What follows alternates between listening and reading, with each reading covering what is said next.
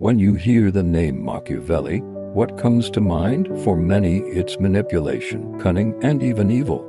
His name has become an adjective, Machiavellian, used to describe deceitful, power-hungry behavior.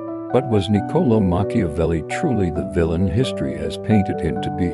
Or was he simply a realist who dared to describe the world as it really is? Machiavelli lived during the late 15th and early 16th century in Florence, a city full of political intrigue, corruption, and constant warfare.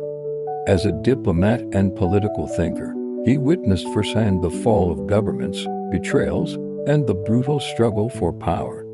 Out of this world of chaos came his most famous work, The Prince, a book that forever shaped the way we think about politics.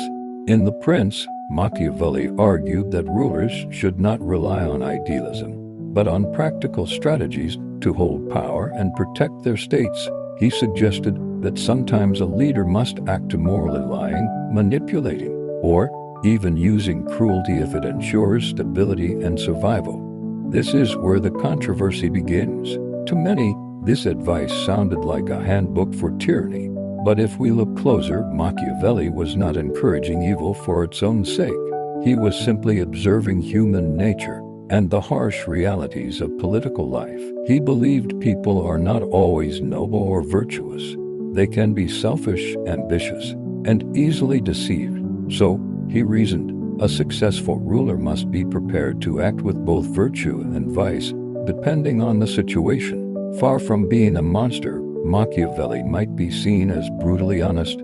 He stripped away illusions about politics being moral or fair.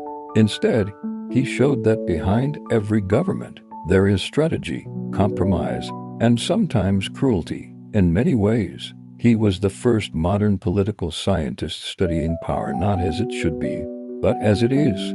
So, was Machiavelli truly evil?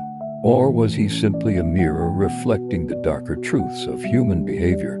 Perhaps the real answer lies in how we interpret his words. Some use Machiavelli's philosophy to justify ruthless ambition.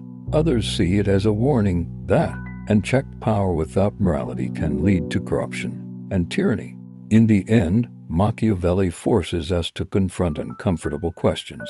Is it better to be loved or feared? Should leaders always tell the truth, even when lies might protect their people? And most importantly, do we prefer comforting illusions or the raw, sometimes brutal reality of power? Machiavelli may not have been evil.